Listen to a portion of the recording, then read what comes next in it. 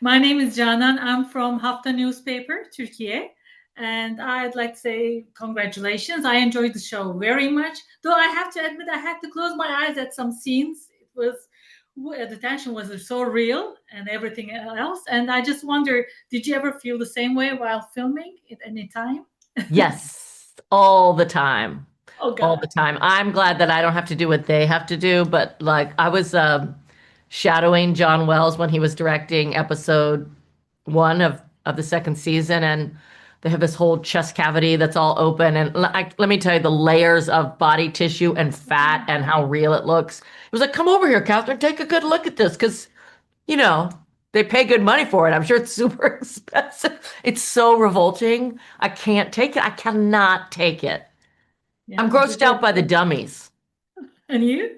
I love it. I love it. I think it's amazing, and it's really amazing once you get into the trauma scenes and you see like you're up inside of a chest cavity or whatever, how quickly that becomes almost like dehumanized or normalized or whatever, because it stops being a person and it starts becoming just a problem to solve, which I think is really useful for getting into the mindset of somebody that does this every day.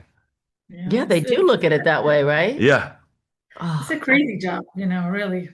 Um, well, your first season was quite rough, and now you're back. Dana returns after a long break, changed but still committed. So, what aspects of her emotional shift did you most wanted to highlight this season?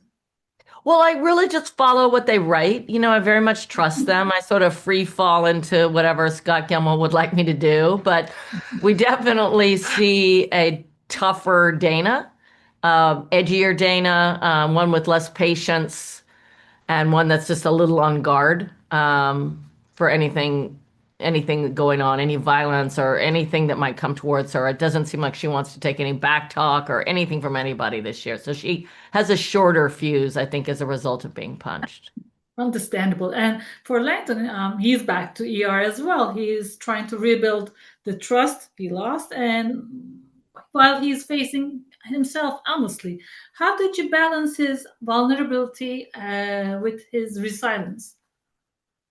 Yeah, no, thank you for asking. It's tricky because I think the Langdon that you meet in season one is pretty sure of himself and is pretty sure of his role in the ER and feels like if there is a problem, he is the one to solve it. And I think a lot of that comes from maybe trying to run from doubt and stay in front of doubt. And I think over the last 10 months, he's had to sit still and face a lot of doubt, and now he's coming back into the same job without that same assuredness of purpose and assuredness of self. And I think it creates a whole new set of problems.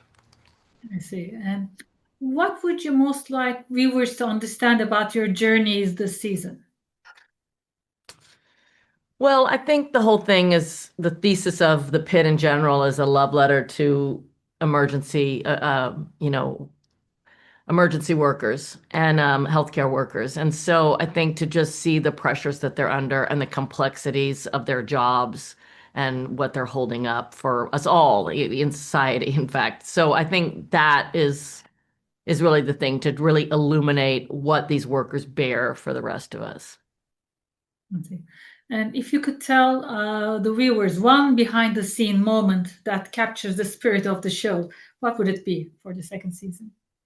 I mean, there was this great moment coming back from the Emmys where everybody got, very decorated and we all got to dress up and go out and do the red carpet thing. And then we went to Pittsburgh for a week to do exteriors. And then when we came back to the set for the first time since the Emmys, Catherine and Noah and Sean and John and Scott and all the executive producers all brought their trophies to the set and shared those trophies with the rest of the cast and rest of the crew and all of the background artists and all of the people that put so much work into making season one what it was and got to share that opportunity to shine with everyone. And that was amazing because we really have built a family and we've built our own little village, our own little private world, and it was really amazing to celebrate together and very generous of them to. Well, I mean, it's very much a group effort, It's very much a Definitely. group effort, all of it. Yeah. Definitely.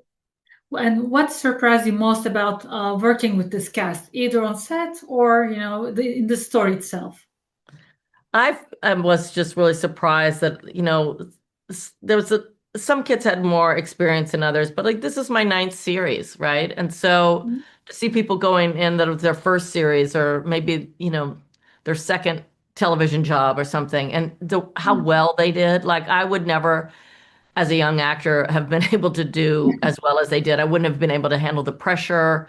I'm really just dumbfounded and so proud of the cast that not only did they handle their own jobs well, but that we really created this very supportive environment that I think allowed it to be great. And I'm super proud of them. Thank you very much for your time. Congratulations one more time. Thank you. Thank you. Bye.